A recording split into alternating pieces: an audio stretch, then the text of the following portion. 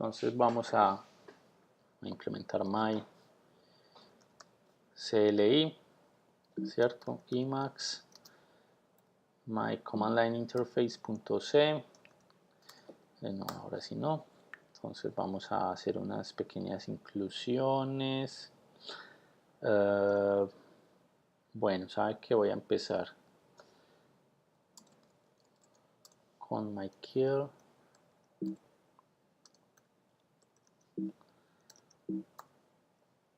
Voy a control X, control U, como guardar como my cli.c, y para reutilizar un poquito este código, ¿cierto? Entonces vamos a limpiar un poquito este código. Básicamente todo esto no lo necesito. Ok. Entonces también esta parte no la necesito. Supongamos que voy a hacer un intérprete de línea de comando muy sencillo, en el cual simplemente me imprima un prompt y me pida un comando. Printf, sí, ingrese un comando.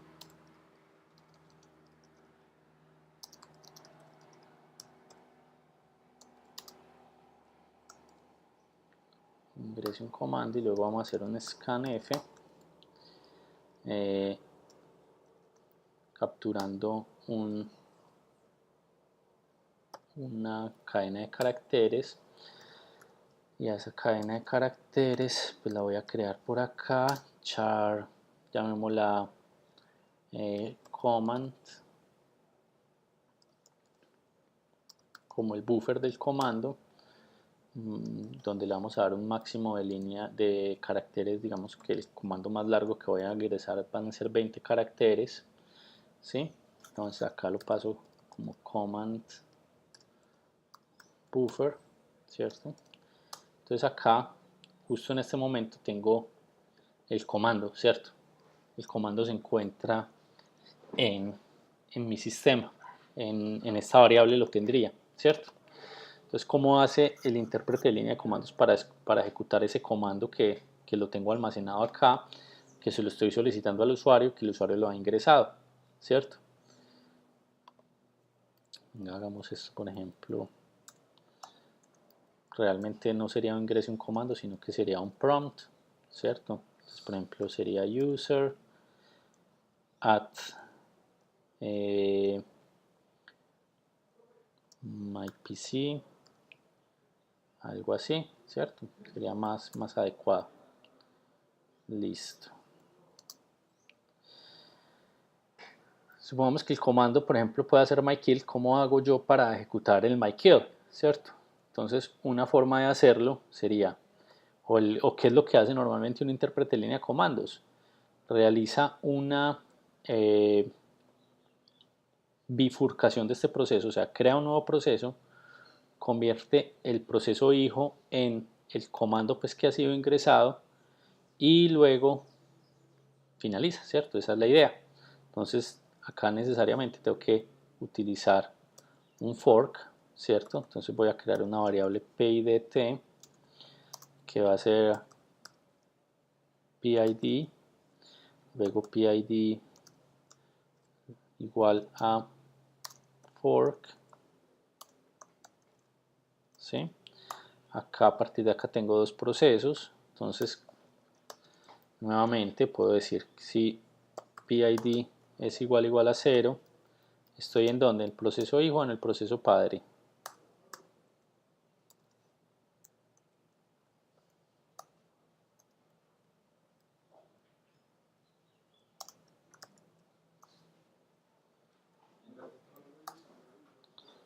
Si PID es igual a 0, estoy en el padre.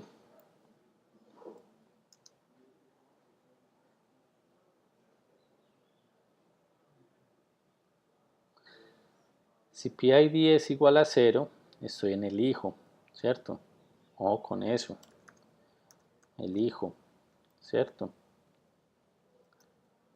¿Por qué en el hijo? Recuerden que cuando hago el llamado al sistema fork, se crea un nuevo proceso con dos valores de retornos diferentes para la variable PID.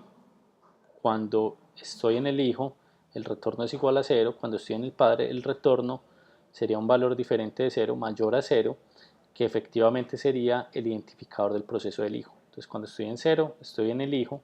En el caso contrario, estoy en el padre. En caso pues, de que sea satisfactoria la ejecución, estoy en el padre. ¿Qué vamos a hacer en el hijo entonces? Nosotros queremos convertir la imagen del proceso hijo en el comando que yo acabo de ingresar. Entonces, yo lo que podría hacer, por ejemplo, sería, bueno, tendría que hacer varias cositas adicionales. Por ahora simplemente digamos exec, utilicemos execcl. Recuerden que exec es toda una familia de funciones, ¿cierto? En la guía pues habla un poquito acerca de todas esas funciones. Básicamente ellas se diferencian por la forma como usted pasa los parámetros a la imagen de memoria que usted quiere inicializar, ¿sí? Y acá entonces por ejemplo podemos pasar este command buff, por ejemplo, command buff, command buff, null. ¿Por qué lo voy a pasar dos veces? Porque en una me está pidiendo la ruta del ejecutable, en el siguiente me pide el primer parámetro del ejecutable que sería el mismo nombre del ejecutable, entonces por eso lo repito, y luego los parámetros que yo quiero pasarle al programa, ¿sí? Entonces por ejemplo parámetros al programa, como este programa todavía no recibe parámetros, lo voy a dejar así por ahora. Y el padre, ¿qué es lo que hace el padre? Pues supongamos que todavía no sabemos qué hace, vamos a dejarlo así y vamos a finalizar este proceso. Muchachos, entonces ¿qué acabo de hacer en este código? ¿Ustedes qué opinan? ¿Este código funciona o no funciona?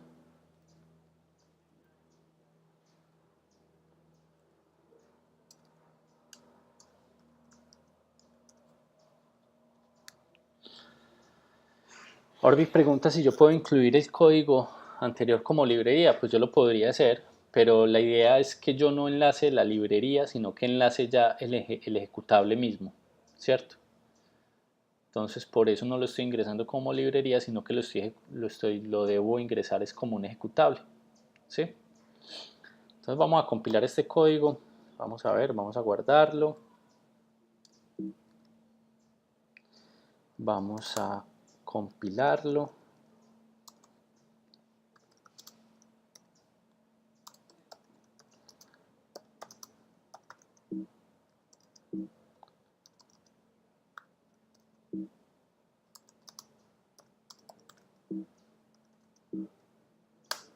Acá lo acabo de compilar, ahí tengo mi ejecutable, ¿cierto? ./mycli, my. Y él lo que hace es como hacer una emulación de esto que acabo de hacer, ¿cierto? Entonces mire que estoy construyendo mi propio intérprete de línea de comandos. Acá se supone que yo voy a ingresar un comando, ¿cierto? Entonces, ¿qué comando podría ingresar? Por ejemplo, uno sencillo sería, por ejemplo, mysyscall, que es este mismo programa que yo tengo acá, ¿cierto? Mysyscall se ejecuta, ¿cierto? Que hace lo que yo había esperado que hacía y el programa padre e hijo finalizan. Ahora, ¿qué es lo que podemos ver? Por ejemplo, que el programa padre finalizó antes que el hijo, por eso entonces se pasó inmediatamente, digamos, a escribir el prompt del intérprete de línea de comandos y luego se imprimió el resultado del hijo, ¿cierto? Eso es lo que sucede normalmente en mi intérprete de línea de comandos, no necesariamente, ¿cierto? Si yo ejecuto, por ejemplo, acá syscall, primero se espera que finalice syscall para volver a imprimir el prompt. Entonces, efectivamente, como lo menciona Sigifredo, se necesitaría un wait. ¿Dónde se necesitaría un wait?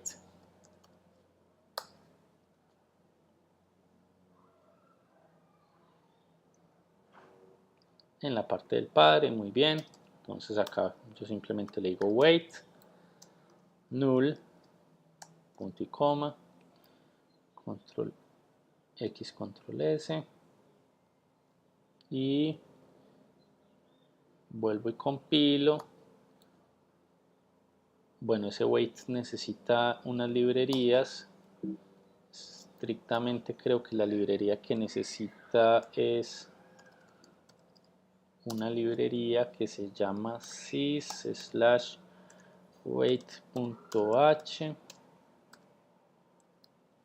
Si ustedes no se acuerdan qué librería necesita wait, no es sino que den man wait, ¿cierto? El manual, y ahí le dice, ahí está la librería, ¿cierto? Vamos a volver a compilar, vamos a hacer un clear y vamos a volver a ejecutar.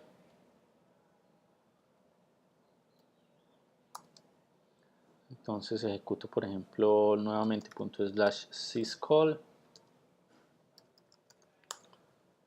y ahí sí, es el resultado como por defecto, ¿sí?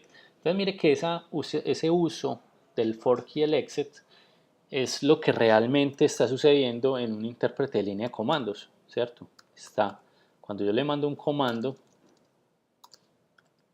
syscall por ejemplo, se está creando un proceso hijo, ese proceso hijo cambia su imagen de memoria por la imagen de memoria de otro proceso que está compilado, ejecuta ese proceso y el proceso padre espera, que sería el bash, hasta que el hijo termine para imprimir entonces la siguiente parte del prompt, ¿cierto? Entonces mire que ¿qué es lo que acabamos de hacer? El inicio pues de un intérprete de línea de comandos propio, ¿cierto? Mi intérprete de línea de comandos, que es con este código muy simple. Ahora, el intérprete de línea de comandos tiene unas cosas adicionales, ¿cierto? Primero, la validación, ¿cierto? Por ejemplo, aquí hay que hacer varios tipos de validación. ¿Qué pasa si esto falla? Ese llamado fork falla, o qué pasa si el exec falla, ¿sí? ¿Qué pasa, digamos, esto tiene que hacerse de manera recurrente, ¿cierto? Esto es un ciclo. Generalmente lo que yo recibo del usuario es un buffer, pero ese buffer pues contiene más de un carácter, contiene varios caracteres. Por ejemplo, yo podría ingresar en el command buffer algo como la función myKill, ¿cierto?